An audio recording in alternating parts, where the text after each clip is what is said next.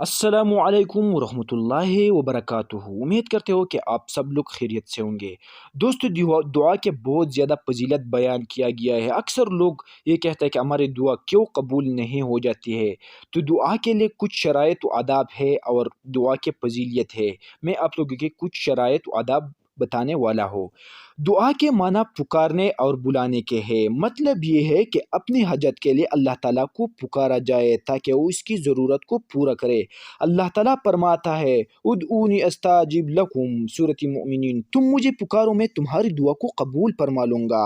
اور پھر فرماتا ہے جب پکارنے والا مجھے پکارتا ہے تو میں اس کی پکار کو قبول فرما لیتا ہوں۔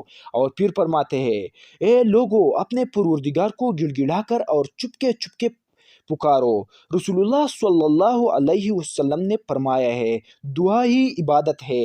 ایک اور جگہ فرماتا ہے دعا عبادت کا مغز اور گودا ہے، دعا مومن کا ہتھیار ہے، اور فرماتا ہے اللہ تعالیٰ کے نزدیک دعا سے زیادہ عزت والے کوئی چیز نہیں ہے، اور دعا تقدیر کو بھی پیر دیتی ہے، دعا ہر مصیبت کو رکنے والی ہے۔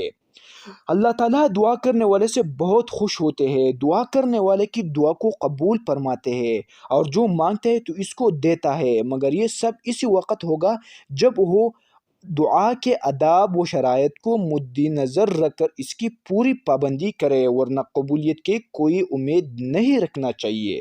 دعا کرنے والا بیمار کی طرح ہوتا ہے، بیمار اگر تندرستی چاہتا ہے تو اس کے لیے دوا کے ساتھ پرہیز کرنا اور نقصان دینے والے چیزوں سے بچنا بہت ضروری ہے۔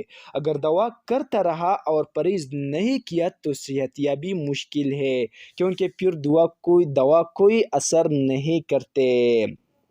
اس طرح دعا کرنے والا اگر چاہتا ہے کہ میری دعا قبول ہو تو اس کے لیے مندرجہ ذیل شرائط کی پابندی انتہائی ضروری ہے۔ پہلی شرط یہ ہے کہ ایمان کامل کے ساتھ ہی ساتھ اخلاص بھی ضروری ہے، یعنی صرف اللہ تعالیٰ ہی کا خیال دل و دماغ اور زبان پر ہو، غیر کا خیال بالکل نہ ہو، کیونکہ بلا اخلاص کے کوئی عمل قبول نہیں ہوتا ہے۔ دوسری شرط یہ ہے کہ دعا کرنے والا جھوٹ بولنے، مکر و فریب دینے، شراب نوشی، حسد و تکبر، کینہ، کبر، غیبت، چغلی وغیرہ گناہ کرنے سے بچے، کیونکہ یہ سب گناہ کبیرہ ہے۔ قرآن و حدیث میں ان کی بڑی برائی بیان کی گئی ہے۔ آداب دعا یہ ہے کہ تضریع، انکساری، خشوع، وضو اور پورے عاجزی کے ساتھ دعا کرے۔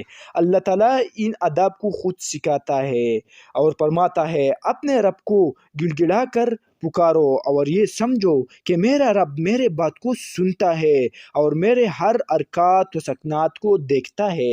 وہ میرے سامنے موجود ہے، وہ اپنے بیکاریوں کو ضرور دیتا ہے، محروم نہیں کرتا، اور اپنے حاجات کو رغبت سے طلب کرے۔ ایسے لوگوں کی اللہ تعالیٰ سورۃ انبیاء میں خود تعریف کرتا ہے۔ دعاؤں میں اپنے گناہوں کا اقرار اور اس بات سے توبہ کرے کہ آئندہ ہرگز ایسے کام نہیں کریں گے۔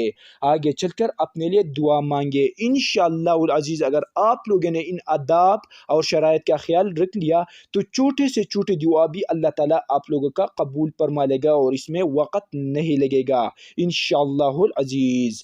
دوستو، اگر آپ لوگوں کی یہ ویڈیو پسند آ گیا ہے تو براہ کرم ہمارا یوٹیوب چینل کو بھی سبسکرائب کریں۔ شکریہ۔